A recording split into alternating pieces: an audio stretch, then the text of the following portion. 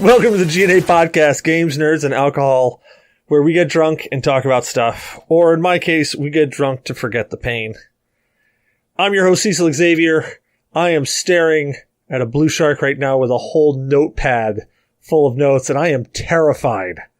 Absolutely terrified of what is to come next. But how are you doing, Blue Shark? I am doing fantastic. How about you, sir? You know what? The rum is kicking in. I'm warm, I'm fuzzy, and I'm not 100% sure, but I'm pretty sure I can't feel pain.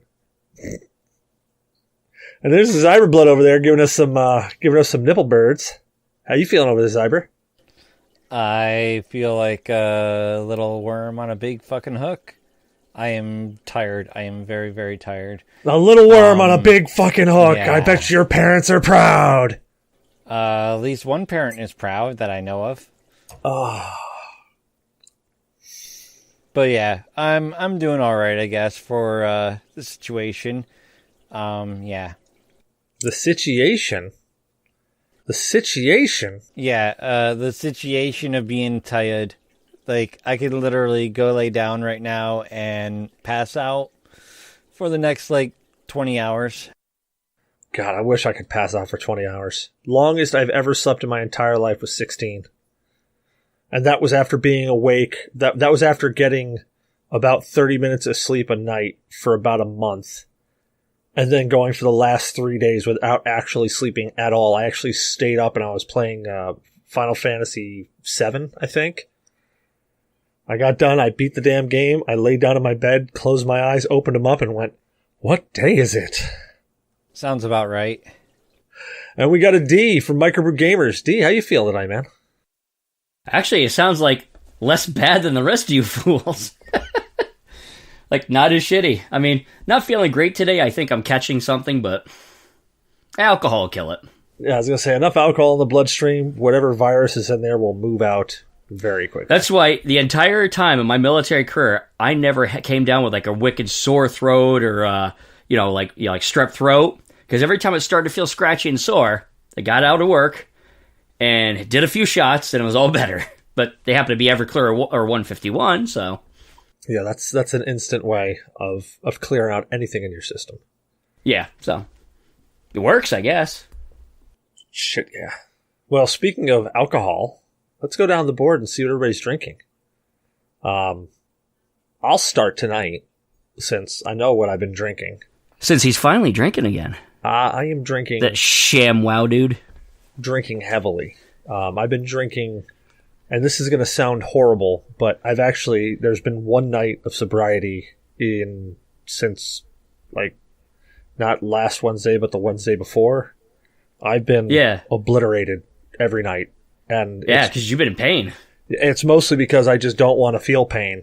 And I hate taking drugs. And I know alcohol is a drug, so don't get on my case about that. But I know what alcohol does to me. So when you sober up, you should be healed. Yeah, I mean, oxycodones and Flexerols and all that other crap. I honestly don't know what that does to my system. I just know that I don't like it. I know what alcohol does. I know how to process that. My body has been a nice, tuned machine to process alcohol. So I'm going to stick with that until I finally can get rid of some of this pain, and then I'll ease back on it. So there's probably a show in the near future that I'm just going to be saying, "No, guys, I'm good. Not drinking. I haven't touched anything in a couple weeks. I'm good."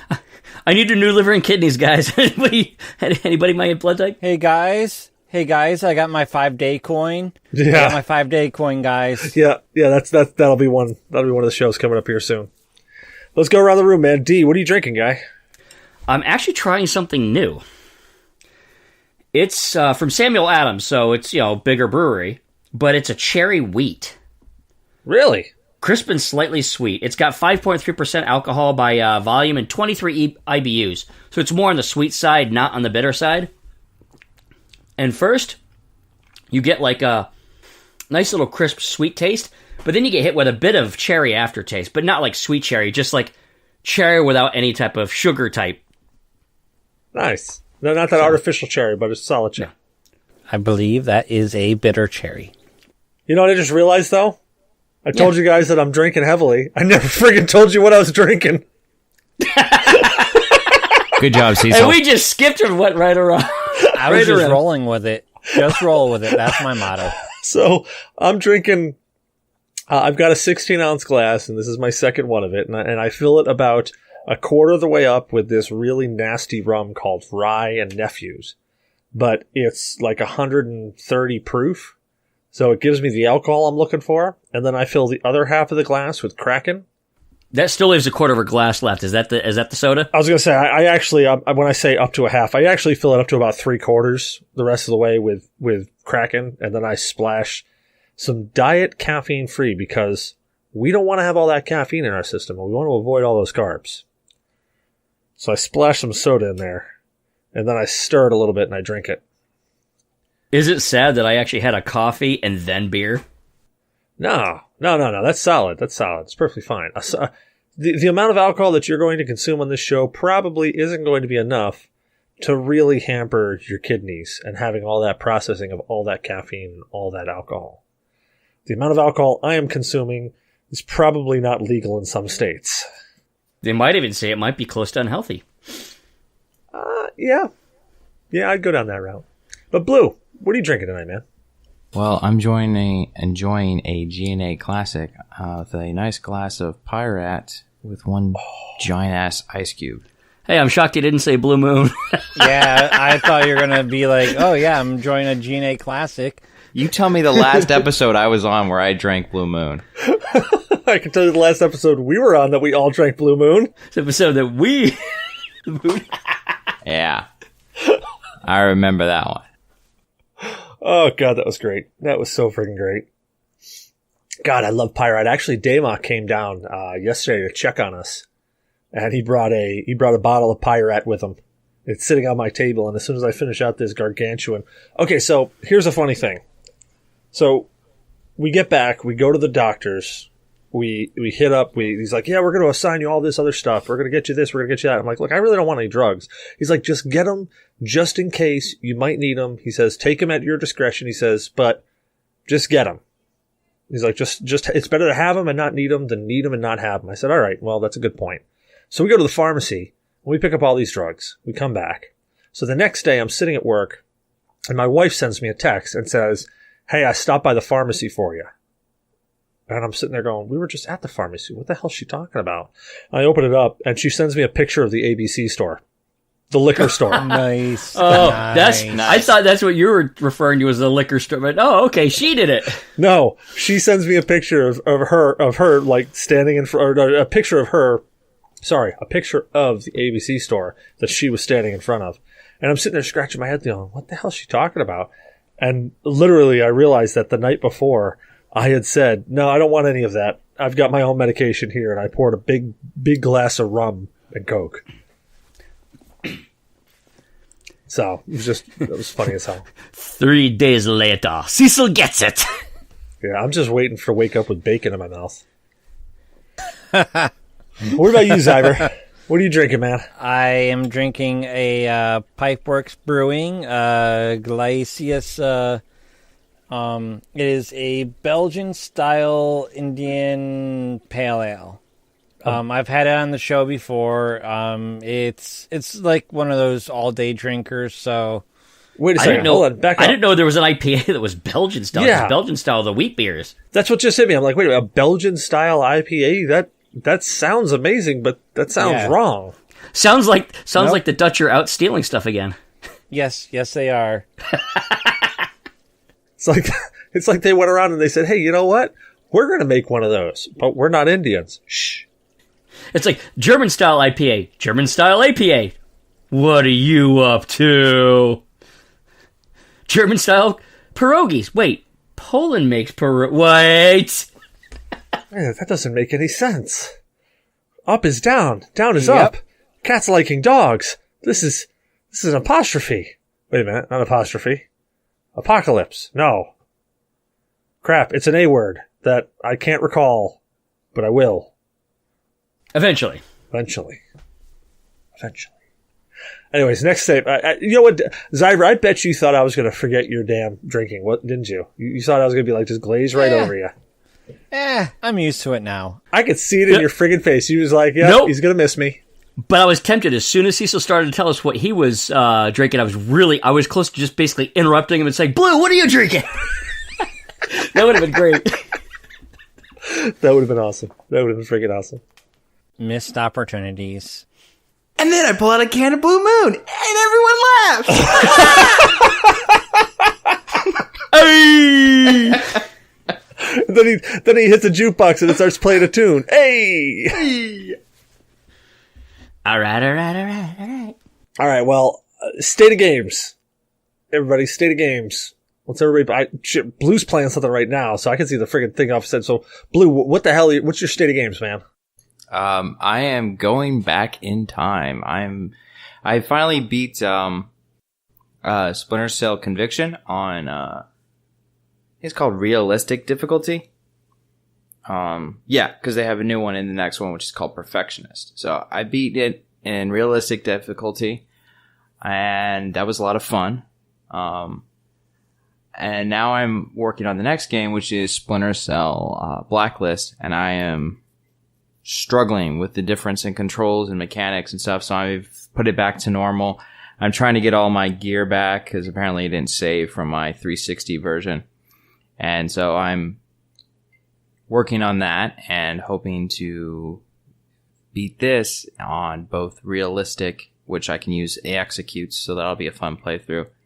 And then there's a mode called Perfectionist, which they take away the execute kill option. And, you know, it's just left to you and your pointing skills with your pistol to take out multiple hostiles as fast as possible if you need to. And that's about it. God, that rum looks good. Oh, it's delicious.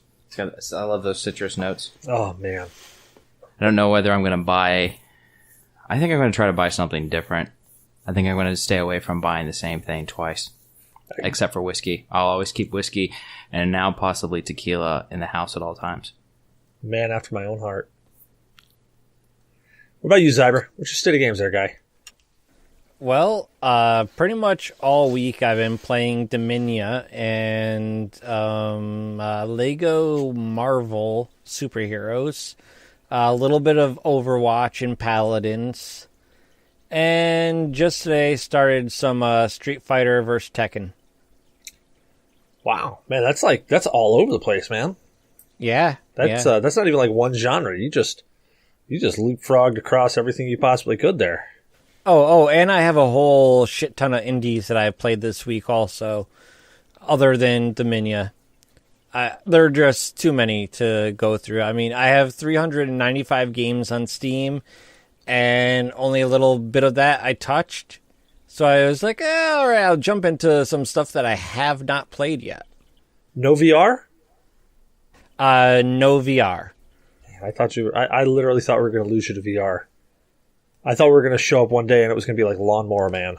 No, I need a new CPU to do VR because with my current CPU, it fails and my system crashes. So, yeah. You need a Threadripper.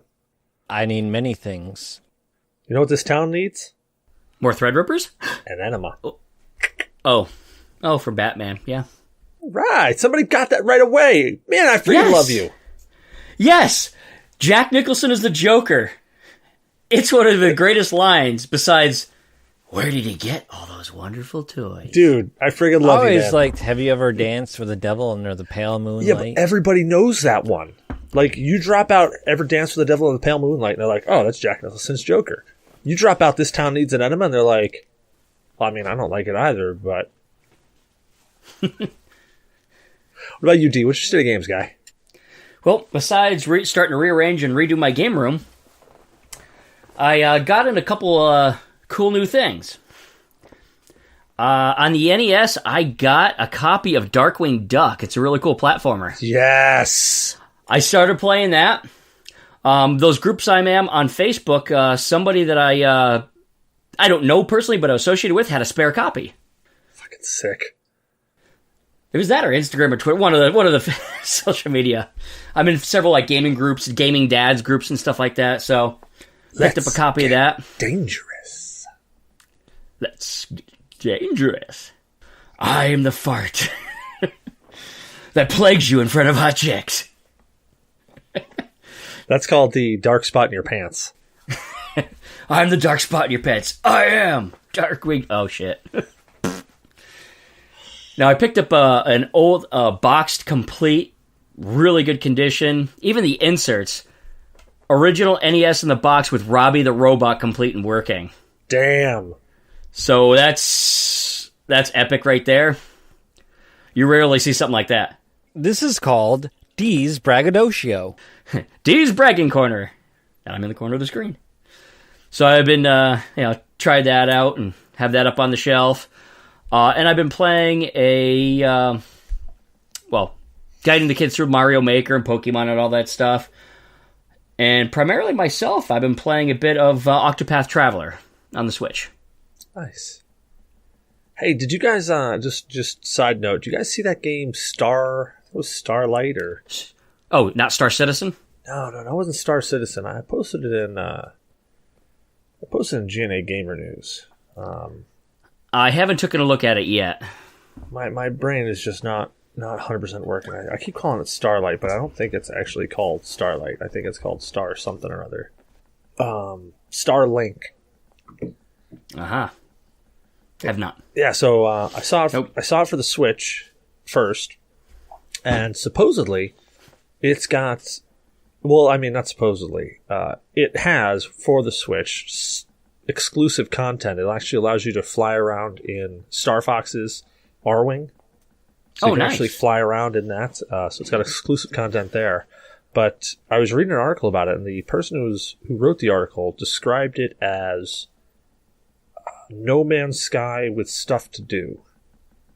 And I went, well, shit. I mean, I love No Man's Sky, and No Man's Sky really doesn't have anything to do. I mean, it does now, but it didn't. So I'm interested to see how that Starlink comes out, because if it does turn out to be pretty decent, I'm probably going to have to pick up a Switch just for that, because I'm damn straight I'm going to be flying around in an R-Wing. I keep telling you got to pick up Switch, man. And that reminds me, I actually tried out the demo to Mega Man 11 as well on the Switch. Oh, how'd that work out? It's pretty good. I mean, the only thing that I saw that I missed from the old Mega Man is that when you jump right through the initial doors to get to the boss, you just land and then you walk, and you don't sit there and float in anymore. Oh, yeah, it doesn't freeze frame as it changes. Yeah. They took the pretty glitch away that I like. Yeah, I always love that. But other than that, I mean, it was one boss level you can play, and it wasn't bad. It was actually, seemed pretty decent. But like I said, it's only a demo, one level. Well, yeah, I might have to check that out too. My state of games is super, super lame. I've been pretty much getting home every night and drinking myself until I pass out. So I've played a little bit of Marvel Strike Force on my phone. I may have clocked 20 minutes in Destiny 2's Forsaken. I mean, I pre-ordered it months ago, I think probably when it first came out, and I think I've played 30 minutes of it since release. I jumped on, I played Dominia or whatever that game is that Zyber punted over to me after I won Game Show Night repeatedly. I played that for about 20 minutes or so, and that's literally been it. I have been just doing nothing. And it sucks. Been going to work, getting home, drinking myself stupid, and wash, rinse, repeat. So you could have a good amount of games you played. You just don't know anymore. Yeah, Christ, I could have in a drunken stupor come back here and just been playing games for forever. I don't know. How'd I clock 100 hours? What? Yeah, how is that even possible? How can you play 100 hours of tic-tac-toe? That would drive somebody insane. In an 80-hour week. Well, main topic of tonight, which is an interesting one. I gotta say, I didn't think that there was going to be much material on this to research, but there sure as hell was. There really was a lot to research on it. Not just the articles that we posted in show articles, but there was a lot because I started looking at what games actually possessed the different styles. And I started thinking about games that I played that possessed the different styles and which ones I enjoy more. But we're talking about health packs versus health regeneration. So you played it, you know it. You're probably thinking about it right this second of like, well, what the hell games what games am I thinking of? But to break it down, You got games like, let's say, Final Fantasy, where you get into a fight and your health bar drops, and your health bar doesn't regenerate until you take a health pack or potion or whatever it may be. We're just going to call them collectively the health pack for the moment. Or you've got games that allow you to regenerate health. Probably the one that you're thinking of right off the top of your head isn't the one that should be. Halo, actually, you did not regenerate health. You regenerated your shield. Shields. Exactly. So, but there are games out there that you regenerate your health back. Just a slew of them. And then there are some games that you regenerate just a portion of your health depending on where the bar is. So, if you're underneath 50%, it regenerates you up to 50%. Or if you're in between 50 and 75%, it regenerates you up to 75%. I think those were called segmented. And then you've got just really strange games that just go wacky with the health bar, and you really don't know what the hell's going on, because really the whole game's just focused around you getting messed up and being psychedelic, like Eternal Darkness. But I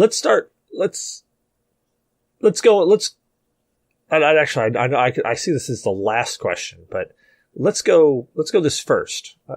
What's your preference? Like, what do you prefer? Do you prefer health regen, or do you prefer having to trying to find those health packs, or do you prefer the weird mix up that they've done between? Start with you, Blue. What do you prefer? I'd have to say that I'm not a fan of health packs, mostly because of Halo. Maybe this is where the level of challenge comes into play. But you get games like Halo, and you have to, on Legendary mode, like get through an area, and you're already struggling to find weapons. You're already struggling with that level of inventory. But you come across this full health pack when you've got full health, and it's just like, oh, fuck, I can't take it with me. And I don't get to use it now. And then when you're in a battle, and it's like, well, I really could use a health pack right now, and there's none to find. I have to say that I don't like those systems because they take away too much from the player's control. I like the idea of having more control and the idea of picking up a health pack and keeping it with me, kind of like you can in Tom Clancy's The Division, for example, or in Final Fantasy with potions. I can heal myself up later.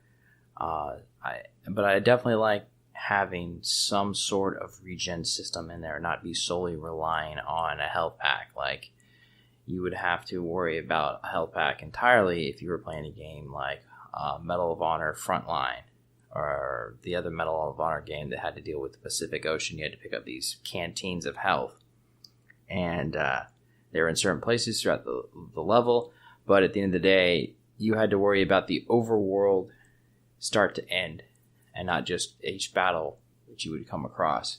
Because when you take out the struggles of having to worry about your health, you really can just fight from battle to battle, and it kind of takes away from it. But you can still make it challenging at the end of the day if you develop the fights well enough to really punish you for making the smallest mistake.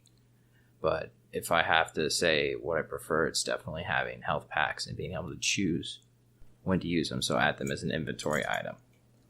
All right. D, what about you, man? What's your preference?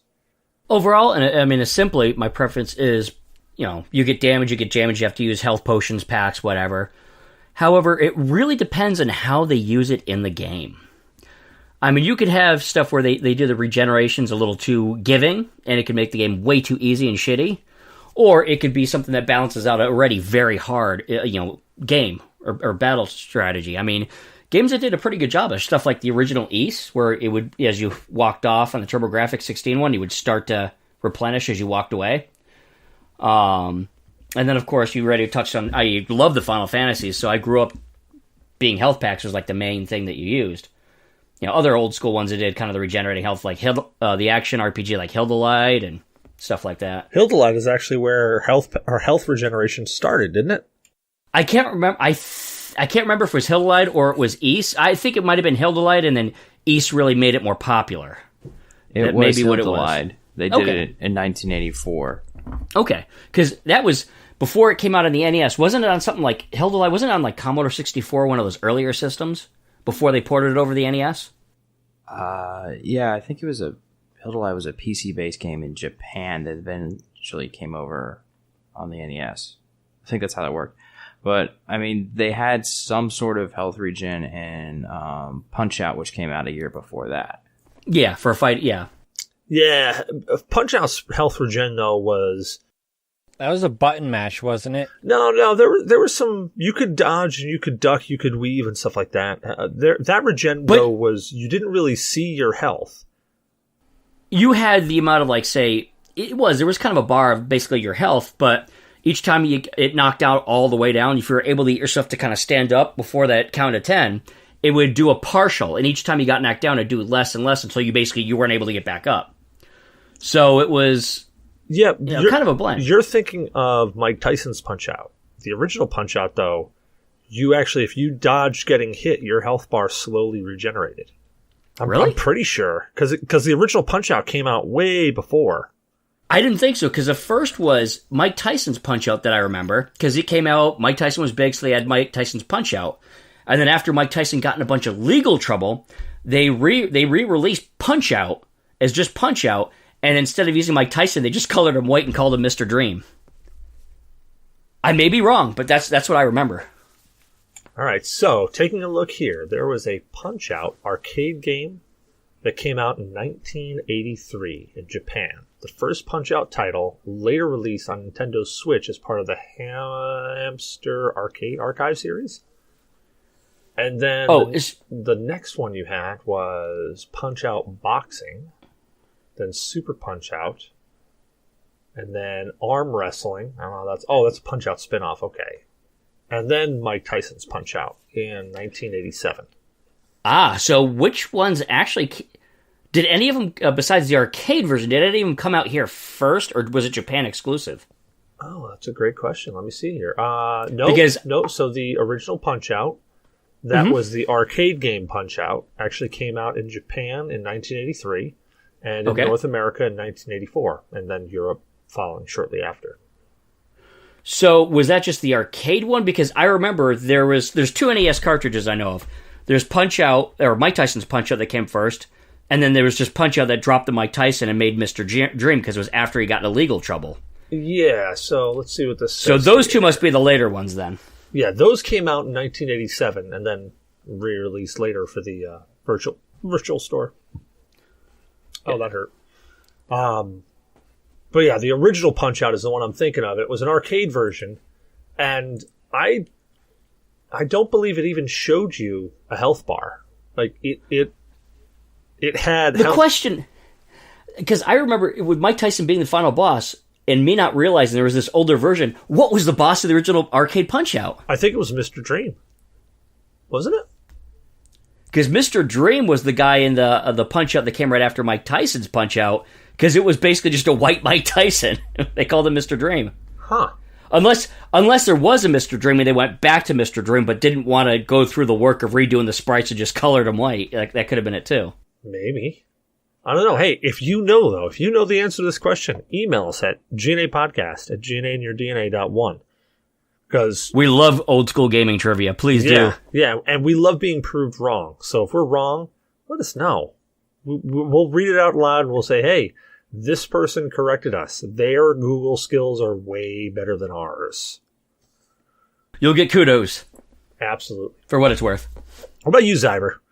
What's your preference? You like... I am impartial to health packs and health regeneration. They both have their pluses and minuses, and it just depends on the game. But either way, though, I mean, as long as I can enjoy the game, I don't care if it's health packs or health regen. I mean, shit.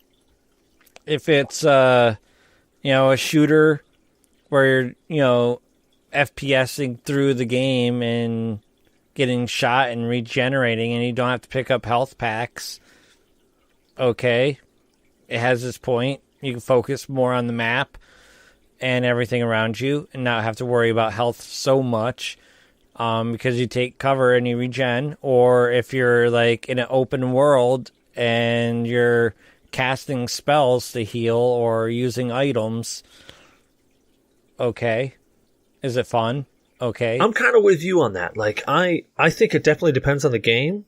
But I think each individual one, like health regen or health packs, I really think it has its place in a game.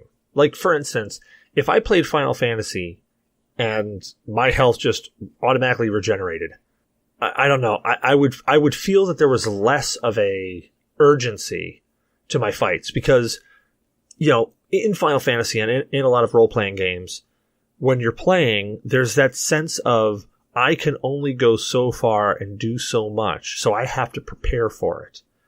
If you didn't have to worry about health, I think that little release from micromanagement might actually break the game for me, because that little bit of micromanagement is kind of one of those things you just keep in the back of your head. Wow, something bad's about to happen. I should probably prepare for this versus just running in willy-nilly. Because there's been plenty of times I've run into a boss battle, totally not been prepared, got my ass whipped, and then been like, wow. But when you get into like fantasy games such as Elder Scrolls, Oblivion, or like similar, you get items. Like even in Diablo, you get items where you equip them, they regenerate your health over time. That's what I was going to say. So, and that's where I like the kind of health packs with the option of regeneration, because I was just thinking of games that, and actually I'm glad you said Diablo, because that was the game that I was thinking of. I just couldn't think of the name of it. I don't know why. But I really like jumping in, and you actually have that half ability to, equip stuff, and that slowly starts regenerating your health as well. And also, there's another reason you're supposed to grab a Switch. Aren't they coming out with a Diablo 3 on the Switch? I fucking know it, dude. And if there's any way that I can take my PC character and work with Switch, dude, I'm gonna have to go see a doctor, because that hard-on isn't gonna go away after 4 hours. That just means you need more women. No, but or what was that? What was that comedian? I ain't gonna call a doctor. I'm gonna call a hooker. I'm not calling a doctor. I'm calling a brothel. But I really like.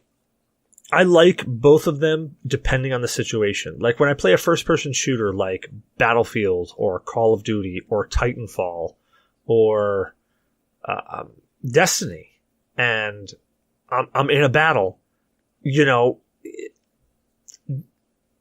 it basically makes you rely a little bit more on cover, where if I had health packs and I could just hit a button to burn a health pack, I wouldn't necessarily rely so much on cover, because it would just be literally, I'd run up, I'd start shooting stuff, oh, my health's getting low, I'd duck behind cover for a second, just long enough to hit a button on my controller, and then I'd rush back out and I'd start wrecking house again. Right, but with Destiny, though, the way that they counter that is splash damage. Their splash damage in Destiny is insane. Yeah. Absolutely insane. Even concussion damage from something hitting on the front side of where you're hiding. Yeah. Is just ridiculous. Well, and that's the thing that I like about it. And that's the thing that I like about, like, even in Battlefield. So, like, Battlefield 4, God, I love that game. A little too much. But in Battlefield 4, you get into a firefight, you start wrecking somebody, and you're like, oh crap. So you duck, and if you wait, and it's a long time before your regeneration starts, but you wait, you disengage long enough, and your health will start regenerating. Or your buddy, who's a medic, comes over and drops down a med pack right next to you, and you start healing from that. So I kind of like that. Like in Destiny, things are a lot more fast-paced. There's a lot more splash damage, just like you said. So there's a lot of things to keep your bar, even if it just nicks you just a little bit, to stop you from regenerating at all. It's just enough to keep you down there at that low level. Unlike in Battlefield, you're playing a realistic shooter, or as realistic as they can make it. So you run in there, you get tagged 3 or 4 times, and you're like, holy crap, my health's, I'm almost dead. I'm going to die here. And then you run away, and once you disengage, all of a sudden it's like, oh, now my health is regaining super duper slow, but it's still regenerating. I think Stalker had a similar system where if you ran away, if you didn't get hit for long enough, you'd start regenerating, but the health regeneration on that was like stupid slow. I think it all comes to a point is it's balance. Is if it's just not too difficult and not too giving. Like I said, the point is if you walk into a battle like on Final Fantasy, if the health regeneration didn't occur during battles and only when you walked eventually and slowly, it would still have that inventory management and that urgency. So you don't want anything that is too hard that, like, you know, whether it be too stingy on the items that you can carry or have, or too stingy on the regeneration, or too much to make it an easy game. It's all about balance. Right, and one way Final Fantasy got that balance in was, like, if you got poisoned, and at the end of the battle, and you didn't use an antidote, you'd lose health. With every step. Well, that was also a cool thing, is that I can't remember which Final Fantasy it was, but there was a Final Fantasy, and I think there was multiple, that there were items that you could equip that as you walk, you regenerate health.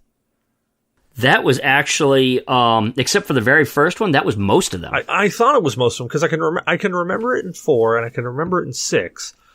I didn't play 5 long enough to really explore that and find it, and I honestly, for the life of me, can't remember if it happened in 7, because while 7's a great game, don't get me wrong, I haven't played that game since I beat it, back when it first came out. Yeah, it was all materia-based. Yeah, but the thing is, I can't remember if there was a mechanism in it that allowed you to walk and regain health. I think so. I think it was, like, one of the materias. If you, like... Well, Regen did it. Regen. There was a materia, and I think there was also armor that allowed, or an item that you equipped that allowed it too. Well, there you go. You guys remember better than I can. But, like, that was one of those things that they have those, you know, even in there, you had some way of regenerating it, even though it'd be slow, but you had some way of regenerating it if you found the right items. And on the other hand, you could walk around and regenerate, but then you could equally have a chance of walking around and encountering a battle. Yeah, so. Exactly. You walk around trying to regenerate, and all of a sudden, bam, you're in another battle, and you're like, oh, shit. All right, so what are some different forms of health pack and health regenerations? So I think we've touched on a few of them, but let's explore each one like in a little bit more depth.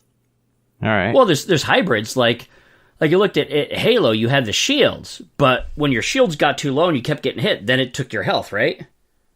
That's correct. So then you had kind of a blend of both, where you could still find items to regenerate your health and shields, but if your shields got whacked too far down, your shields would regenerate, but your health did not unless you found a health pack. Yeah. And then, like, the first game to use a regen was Faceball 2000, which was released in 1992. That was the first one that had it in FPSs. But Faceball 2000? Faceball, yeah. It sounds painful. You go through a maze and you shoot these smiley faces. There was, like, some team... Okay, quick show of hands. Who's played that game? Exactly. Yeah, no one. But... You know, you had games like that, you know, kind of like started to bring it out into the FPSs, but you have systems like I mentioned in games like Call of Duty, or not Call of Duty, Medal of Honor, where you had to just rely on picking up a health pack in order to regen your health. Whereas you have, more recently, you have games that you can recall some of your health after you get to a critical point. You can get down to like 25% of your health, and it'll regen up to that point. But to go from beyond that, you need to have a health pack, and the game would be called Prey. Well, and those different like they're just different styles of health regen. Like, I really dig the way Halo had it, where you had a health bar and then you had a shield. So, you know, you have a shield, and when that shield gets dropped, it starts taking away your health. But if you get and cover it long enough, your shield will start to regenerate, and then you have full shields again.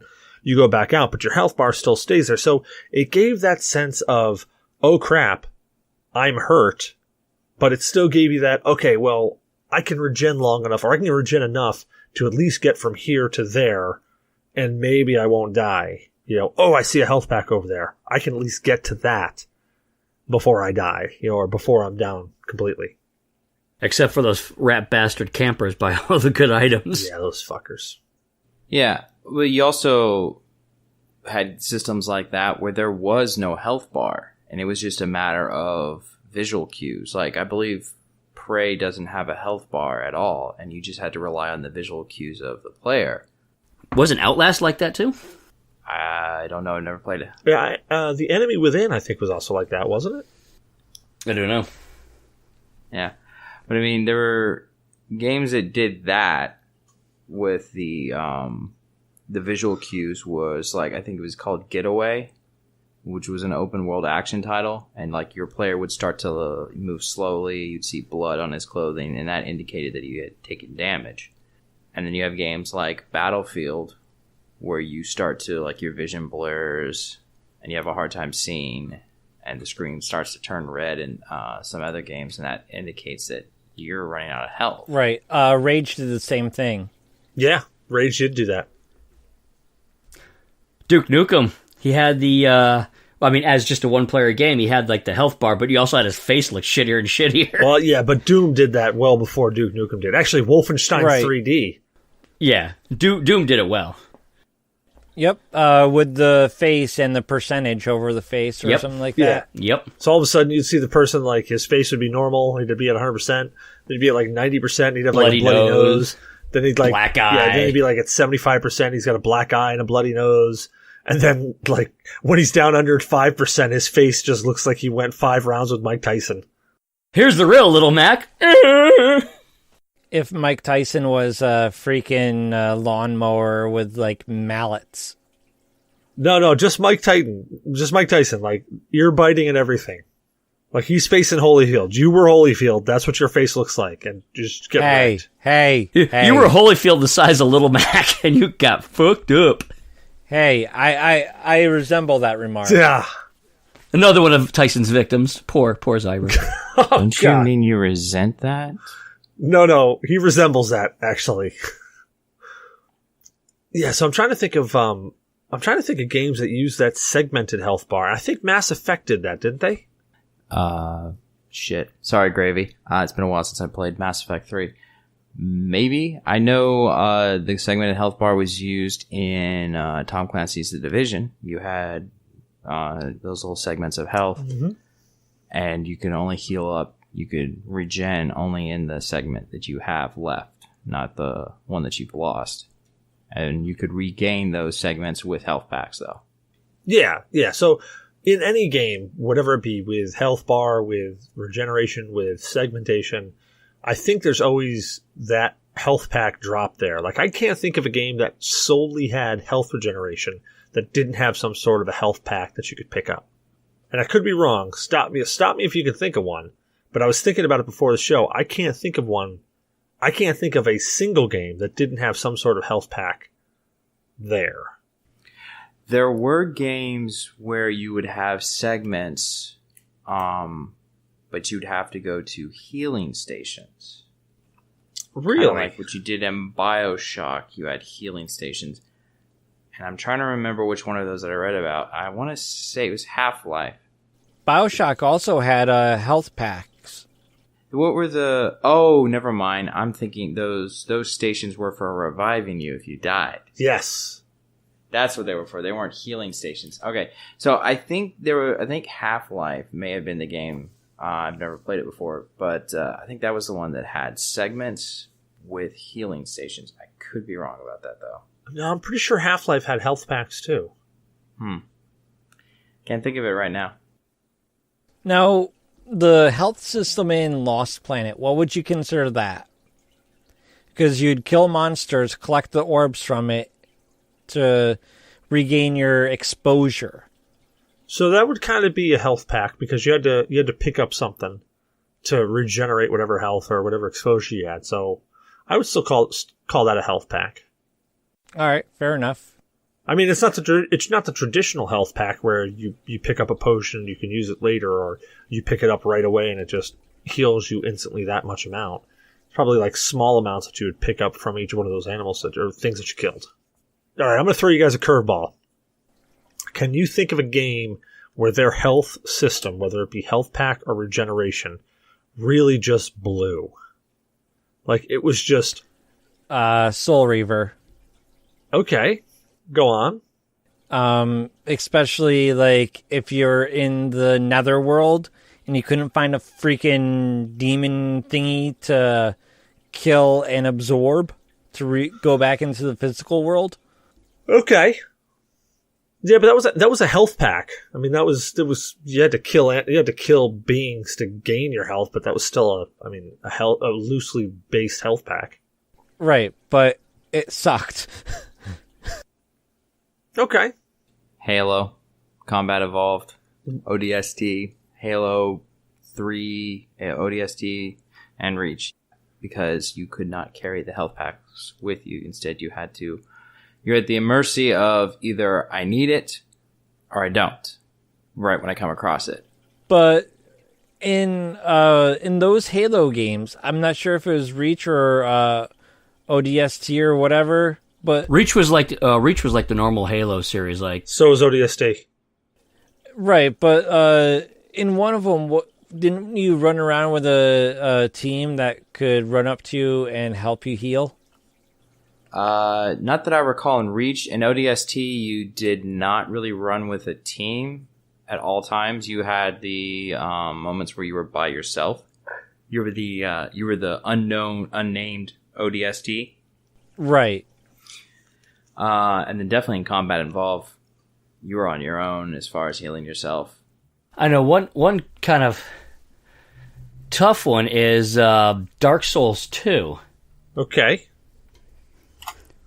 The one part that I didn't like is, say if you didn't find an item or didn't, heal your guy and it died, and then you replay, you lose a bit of the max HP. That's always infuriating if your character dies.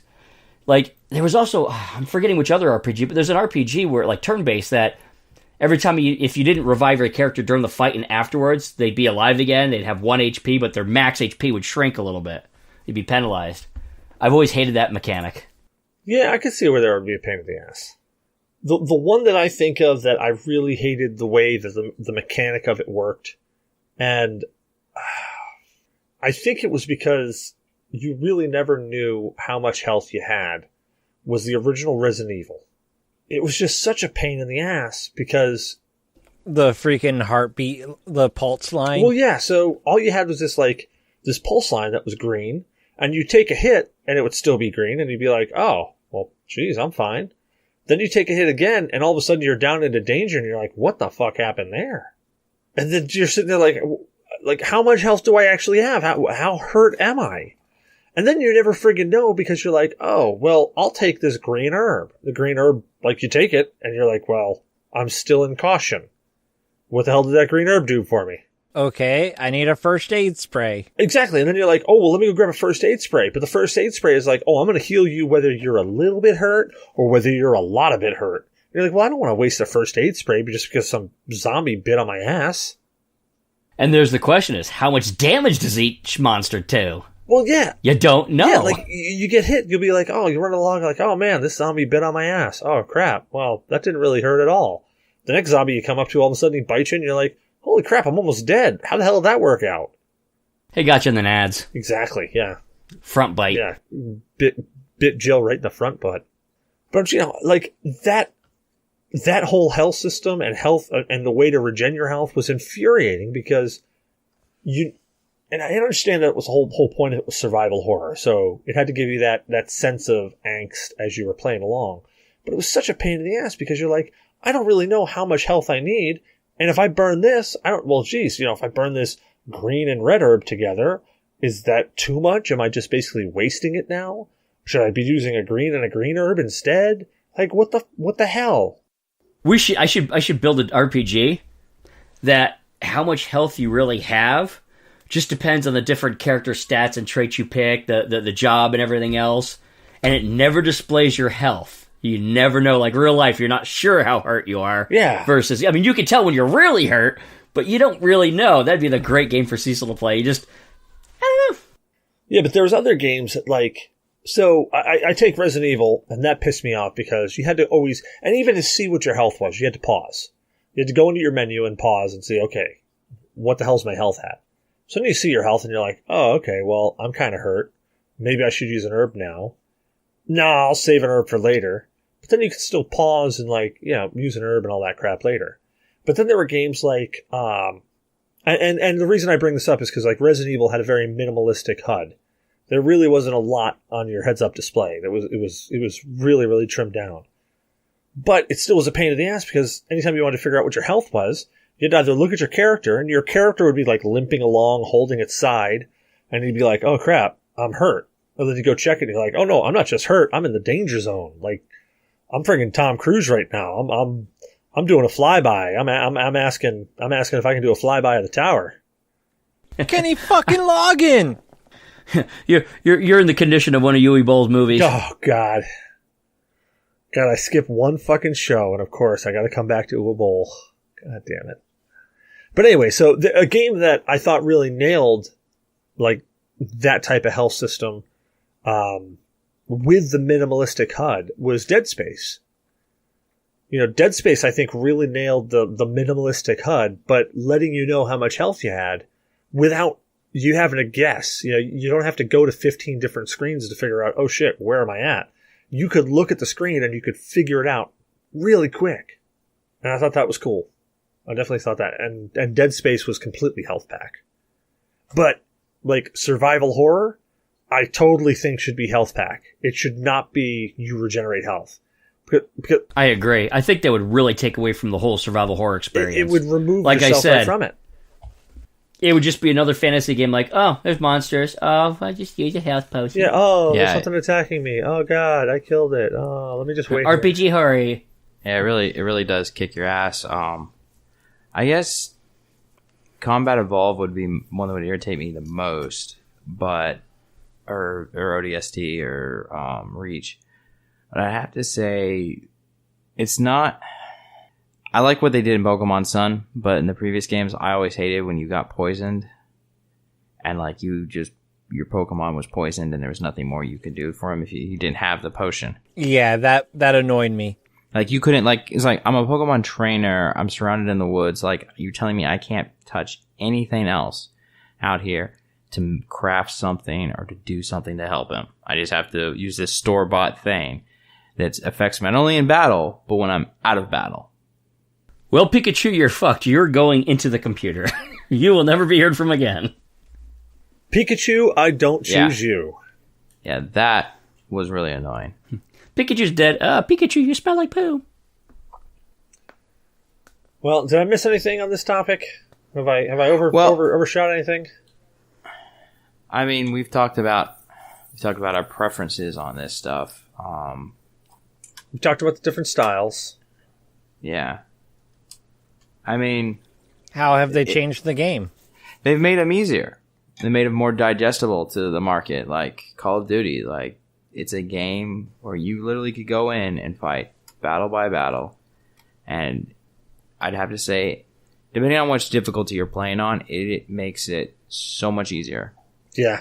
Now I'm talking about the not the first Call of Duty because that had health packs. The ones that came after it. Yeah, I really think health regen does make the game simpler. It just made it so simple. But it also, while it makes it simpler, in a lot of situations, I think it also makes it more fun because it releases you from that micromanagement of your health. It can have a drawback too. Well, you could sit there and say, okay, this is not bad. This is cool. You could also get overconfident and a little laissez-faire with it because you're like, it'll regenerate. I'll be fine. And the next thing you know, you're dead. You're like, oh shit, maybe I should pay better attention. Dude, more times than I can count has that happened because I've been very cavalier. Been like, you know what? It's all right. I can just duck behind cover. I'll be fine. I run smack dab into the middle of a whole group of enemies, and I'm like, I got this. I start wrecking them, and then I realize, oh, I'm not wrecking them. They're wrecking me. I jump behind a rock or a half wall or something, and I'm like, I'm going to be fine. I'll just sit here for a minute and regenerate.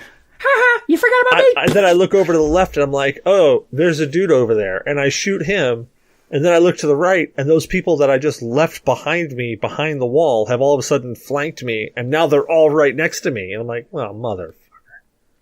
Oh, I'm good. I have this excellent gun. Super cocky man says. First you're good. You think you're all jolly and great. Next thing you know, you're getting skull fucked. Yep. Yeah, and anytime I play Destiny with Cecil, that happens a lot. Oh, yeah. It's like, oh, great, he's running into hell. I've got to keep up with him. Never mind, I'm dead. Yeah. And skull fucked. Yeah, because like Destiny is one of those games that I've just played it for so long. I plow right through it. It's like, well, you know what? Yeah, I'll keep running until I hit a wall where I have to stop. Then I'll turn around and shoot stuff. Over level 9,000! Yeah. And that's just him playing with his hunter. Yeah. Yeah. My squishy hunter, too. Yeah. Now that health regen stuff and getting rid of the health packs, not only did it make it easier on us, but it also makes it easier on developers.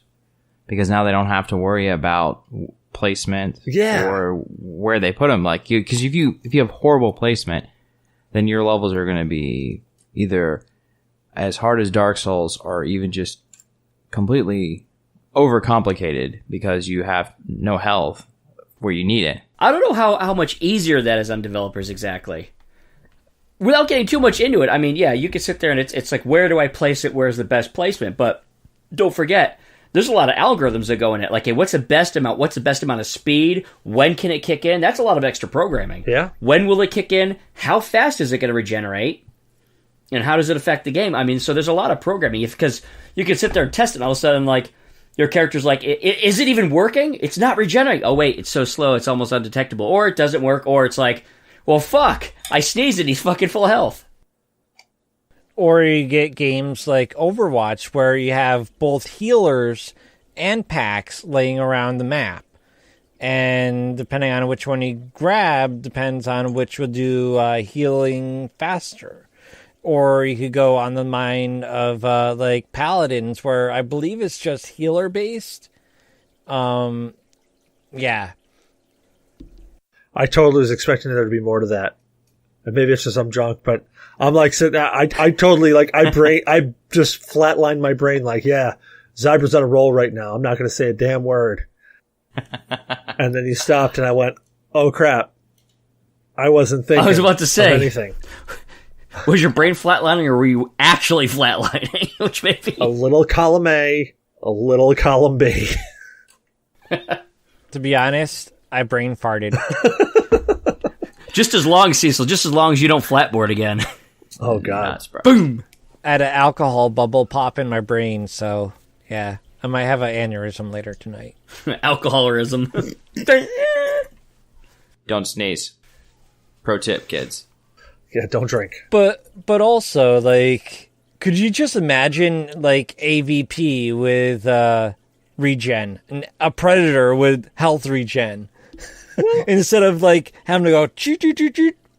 No. The Dark Souls of AVP. I was saying, you talking about the original AVP or the remake? The original that we used to play. That was Health Pack, man. Right, I know. That's what I'm saying. Could you imagine... Oh, sorry. Right. I thought you were saying that he had health regen. I'm like, God, how drunk am I? No. Could you imagine? Oh, no, God. that would have been Dark Souls hard. Yeah, that'd be OP Predator, man. Yeah, that would have been horrible. Like that's what made the PvP in that game fun, because if you played as an alien, you were stupid quick, but anybody tagged you and you were dead. And if they tagged you a little bit, you're like, oh shit, I'm gonna hide. You're pretty much just like, I'm dead. Like, there's nothing I can do now. I'm going to die. Brains, give me your brains. What did Borderlands have? Borderlands has like the combination where you can have equipment that regens your health, or you pick up packs, right? Yes. What I remember of Borderlands is you, Cecil, having to save my butt all the time. Yeah, it's a fun game though, man. Yeah. See, now I honestly think that I like that setup the best, where just naturally you start the game, you have no health regen, but you can get equipment that allows you to start regenning health. I think I probably like that the best for the average RPG first-person shooter. Yeah, because you could choose how to make it how difficult. You could choose to rather make it really easy on yourself, and it is also how much to explore. Do you get past the hard levels, events, tasks to get that equipment? Yeah, exactly. That does. I think that's a really good way to do it. Alrighty, well, we got questions from the audience. Well, actually, I'm rename. I think I said I'm going to rename this every single time, but it's questions from Zyberblood. Zyberblood, why don't you read your question, boss? All right. In an apocalyptic world, the name of the game is survival. How do you build your bug out bag? Water, MREs, extra pistol ammo, a hatchet, a K-bar, extra socks, extra boxers, an extra t-shirt, an extra pair of pants, and a med kit. Well, that's a pretty solid bug out bag. What about you, D? Well, I know you're going to expect something smart and intelligent being on former military, but No. I'm going to have a very, very easy bag. I just want a sack full of grenades. Why, you ask? Because everybody else that has a better bug out bag, I'm getting yours, motherfucker. Yeah, but you can't exactly carry 15 bug out bags.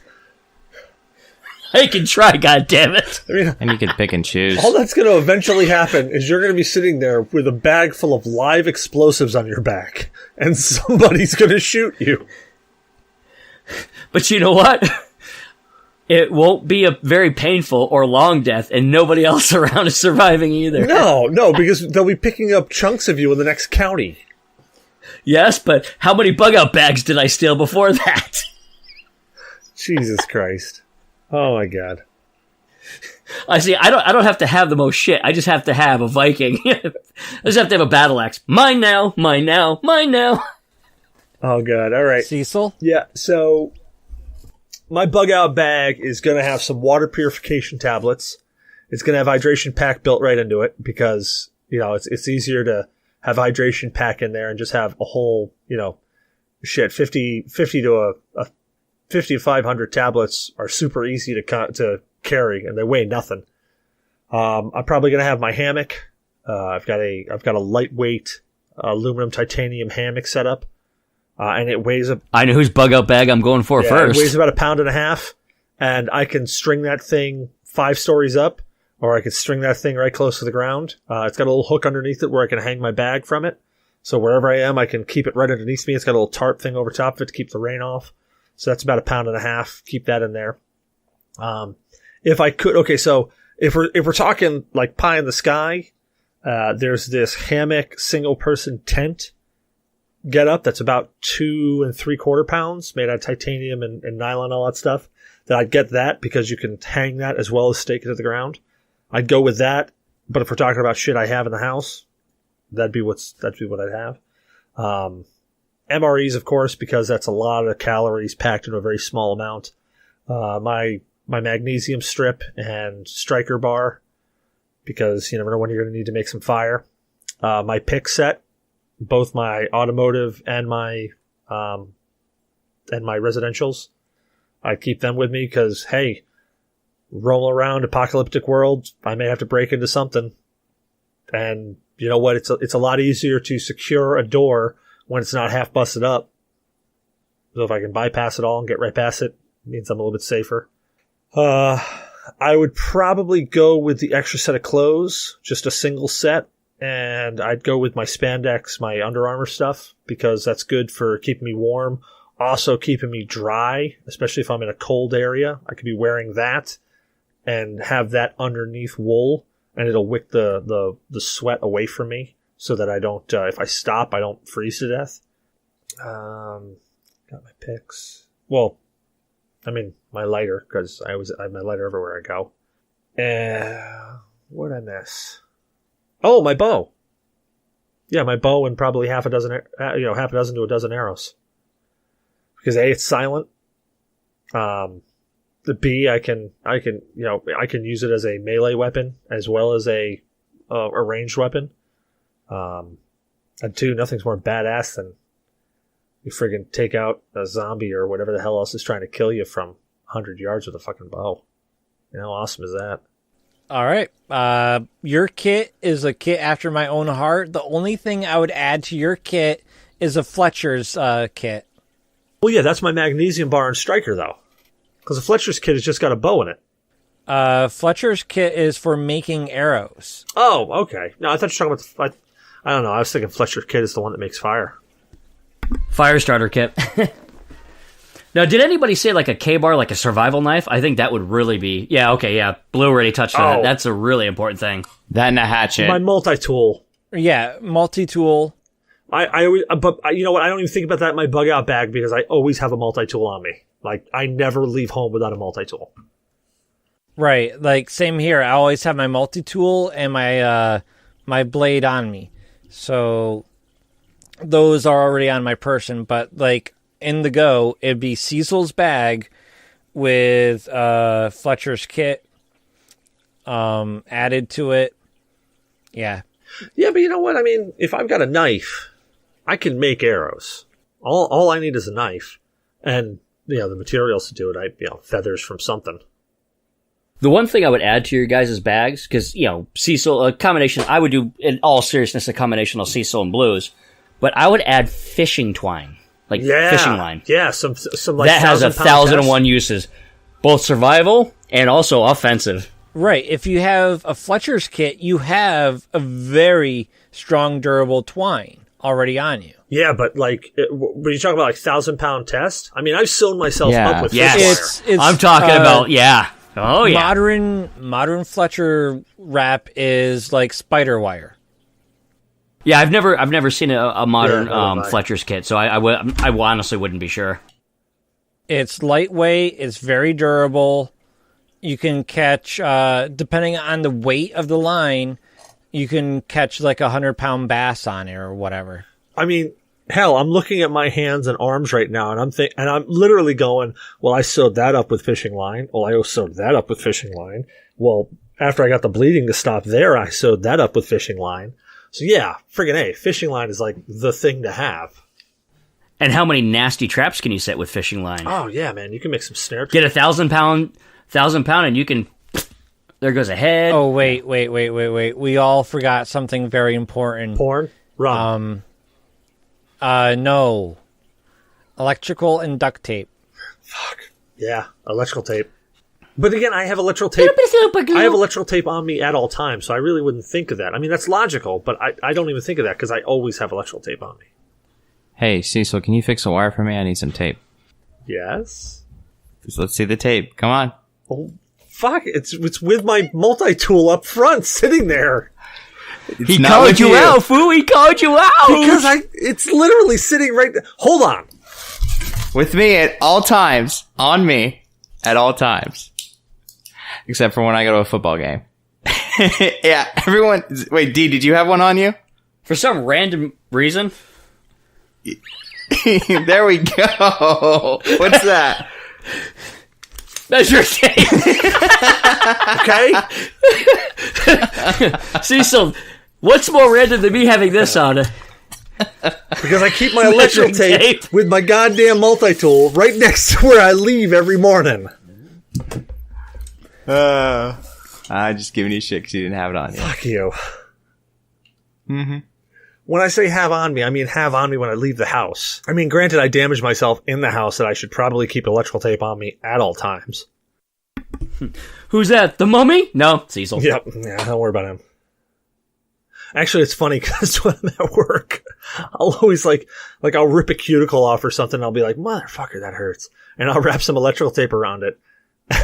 And I'll be talking to somebody and they'll be like, what the hell's on your finger? Like, electrical tape. Why do you have electrical tape on your finger? Because I ripped off a cuticle. You know we have Band-Aids, right? I kind of wish I had more feeling because they're like, oh my god, you're bleeding? What? Where? Oh, shit. Yeah. I'd be like trailing a leak everywhere and they're like, oh, I better take... Anywho, though, where can people find you at Cyberblood? Well, you can find me G.N.A. Discord, Facebook, Twitter, also my own for Cyber Games, Facebook and Twitter. I've been streaming a lot lately, so you can find me mostly on Twitch, because Mixer is being sort of an asshole when I'm trying to stream. So yeah, just keep an eye out for me to pop up on Twitch or whatever. Rock on. Blue Shark, where can people find you at, man? You can find me on Twitter, at BlueShark45. You can find me on Mixer, mixer.com/BlueShark45. And then you can find me on the GNA, TPC, and Bullets and Beers Discord as BlueShark45. Rock on. What about you, D? Where can people find you at? They can find me sneaking up behind the rest of these guys with a sack of grenades. No. They can find me on my website, microbrewgamers with a Z instead of an S.com. Same thing on my YouTube channel. You can also find me on Twitter, Instagram, very occasionally on Twitch, and of course, I've got my own Discord along with I spend most of my time on the GNA Discord. Yeah, I like your and Facebook. I like your website, man. We gotta talk some shop. Get you to redo the GNA's website. Yeah, thanks, man. It's really good, man. It's hot. Thanks. And I'm Cecil Xavier, your host. You can find me on Cecil vs. Games on Twitter and Cecil Xavier everywhere else: Facebook, Ustream, Twitch, Mixer. Pretty much anywhere else you can find me. If you look for me, you're going to find me there. Cecil Xavier. I'm also tooling around in the GNA's Discord. TPCs, Battle Sloths, Yadu Gamers, Geek Squatch. I'm in Microbrew Gamers. I'm in Mulehorn Gamings. I'm in Matman's. If I'm not in that Discord, let me know, and I'll probably jump in there. He's in Grilled Cheese Granny's Tabasco Sauce Edition. Yep. Grilled Cheese with Tabasco Sauce Edition, Granny's Edition. Yeah, that website. I've been hooked ever since that episode. I've just been downright hooked. And I found out that there's a whole version of Tinder or Grindr or whatever you want to call it for grannies too. So. Works out too. That's going to ruin my relationship.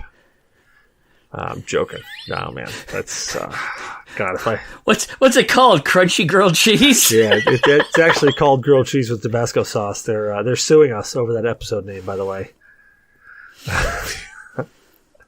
That leaves a bad taste in your mouth, Really, and some burning sensation down below. Oh, God. Actually, fun fact: thing that I found out that's the worst epidemic in old folks' home. Is them having rampant sex all the time. Oh, you mean STDs? Because they don't give a shit anymore? But yeah, they don't care, but they're just all having sex. Like, I hope for the love of God that I reach that point in my life where I'm just like, yeah, you know what? Fuck it. I'm going to die soon anyways. I'm going to bang anything that moves. It's going to be an orgy with Agnes tonight, Meryl. Yeah, Meryl, you should totally show up. Who the fuck's Meryl? Do you guys realize one Lacey. of the biggest problems plaguing the elderly are loose bowels? That is one messy, disgusting disaster. Yeah, dude, who cares? When you're that old, really? I mean, who cares? I do. You care now. At that point, it'd be like what Squirrely Dan said, about trying to get tuna out of the pee hole. Hey, I'd rather be getting some and getting shit on than having to dig tuna out of my pee hole. Ow. Well, we hope you enjoyed the show. Don't forget to rate, review, and subscribe on iTunes and Spreaker. Reviews help people find the show, so if you enjoy listening to the show, help them find it. Give us a rate and review. You can also find us on Android with Google Play Music, Podcast Addict, Stitcher, Player FM, Spreaker, MyTuner, Your Listen, and whatever the hell else you're looking for. And yes, we are on Spotify now. So if you listen to Spotify on PC, Mac, iPhone, Android, whatever, you can find us. Just search G.I. Jesus Christ. G.N.A. space podcast, and you'll find us. You'll find us there. And if you want to send gifts, go ahead and send a speaking spell to Cecil Xavier. Send me a speaking spell. If you have Google Assistant, you just do that, hey, Google, and it does it. Hey, Google, play the last episode of the GNA podcast. And my phone just went off. I remember that episode. But yeah, hey, if we're not somewhere, let us know. We'll upload there. We were on some obscure ones that I didn't even know existed. And I didn't even know we were on, but we were on there. You can follow us on Twitter with @GNA, just search @GNA Podcast, or join the Discord chat. Just see that pinned tweet. We're on Facebook. It's where we try to keep all of our schedules and stuff set up. I was a little bit lax this weekend, but again, I was horribly drunk the entire time. But we try to keep our schedules up in there and in our Discord for things like our anime night, which is every Wednesday night. Our horror movie night, which is every second Saturday of the month, which we might jump up and do more. Who knows? Depends how many people get to show up. And our game show nights, which is every first Saturday of the month. We changed it up this month just because of vacations and whatnot, but we're still going to have them. But yeah, check out our Facebook. Just search @GNA Podcast. You'll find us there. We started playing and hosting guests on our streaming feeds, such as www.twitch.tv/GNA Podcast and on Mixer at mixer.com/GNA Podcast.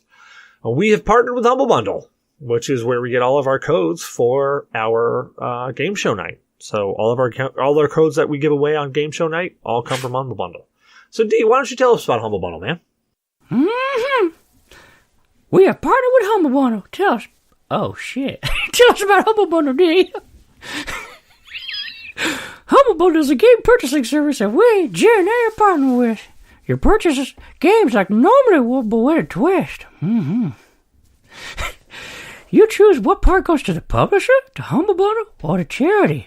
You can give it all to charity if you want, or none of it. Your call. Throw that partner equals GNA podcast at the end of your Humble Bundle link before you buy to let them know that we sent you that way. That's right. Us guys. So far this month, we've already raised $67.40 for charity through our partnership with Humble Bundle. That's a bit of little pennies over there. Actually, I think that might be our best month, and that's just for September. So that's not even like... Oh, yeah. Yeah. That's 9 days. Yeah. That's awesome. Yeah, so... I think between Cecil and I, we just went bankrupt. Yeah, man, they had some great bundles out there. And they had some great deals, too. I couldn't give them up. I had to get that Unity one they had up because of the assets. Me too. That alone, oh my God. And is it still up? Yes, it is. You should get it, D, for your game. Dude, for heck $15, man, you are getting a shit ton of friggin' stuff. Games and assets. Hold on. Mm-hmm. All right, I'll be right back. Oh, yeah. But they also have some other great bundles going on, too. So check them out. Just put that question mark partner equals GNA podcast at the end. All you gotta do is click on whatever link you have. Then go to the end of your link and just type that question mark partner equals GNA podcast at the end. And that lets them know that we sent you there. We also have links in our Discord, and we throw them up on our Facebook and Twitter every now and then. But it just says that we sent you there. And honestly, there's a button there. Once you select it, there'll be a button to select where things go to. For instance, you'll be able to give money to us, or give money to charities, or give money to developers, or give money to Humble Bundle. We want you to put ours straight down to zero. GNA Podcast does not want any of your money. We want you to give it to charity. Sorry, just to let you know, because I'm hopping on there now to grab up that Unity bundle. So anybody that wants to get into game development, pay what you want. You get $1,613 worth of content. It's friggin' awesome. Which you can pay up to what you want, but they have a thing for $13, $15, and $25 for something that gives you over $1,600 worth of value.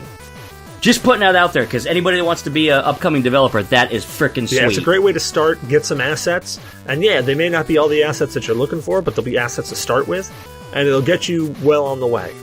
And, of course, all those assets that you get, you can mess around with, you can change, you can make them your own. We're a proud member of the New Japan K community, so don't forget to check out our friends Proxy Fox at Yadu Gaming and Caleb and Alex. God, I'm glad that was written down because I just completely blitzed on Alex's names again. I am so sorry, Alex. I've completely forgot your name every single time I've said anything about Geek Squatch. I'm a horrible person. I owe you beers or something. Memories of when you're on the show. Yeah. We want to thank Morgan BS Photography for our new logo and artwork. And while Shadow Fox couldn't be here because I've murdered him maliciously, I hope to resurrect him for the next show. I'm working on necromancy. Hopefully it's going to come back. Shadow Fox is working through some stuff. He's going to be back, though, stronger than ever. Don't forget to email us with questions, comments, death threats, whatever you want, at GNApodcast@GNAandyourDNA.1. We'd love to hear from you. I'm tired of clicking past the, hey, you got a message on Twitter, or, hey, I'm an Arabian prince, send me $150,000 and I'll make your world come true. You know, we have the technology. We have the funds. We can make the 1 million peso man. What's it gonna be? A brain in a jar? A dead brain in a jar? No, a brain in a cracked pickle jar. Sounds about right. Dude, don't even talk about pickle jars. I will freaking punch you so hard. Oh my god, bad memories. Bad memories. Fucking YouTube, man. I hate that shit. Sounds like that might be an opener for the next show. If not a stinger. Last but not least, check out our website at www.gnapodcast.com.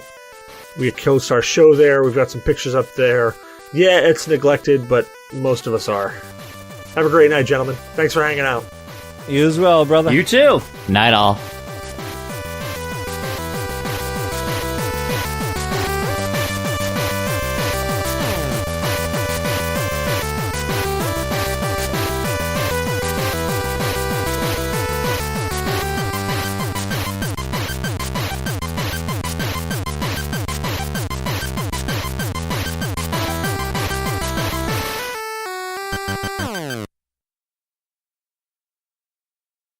And then I pull out a can of Blue Moon, and everyone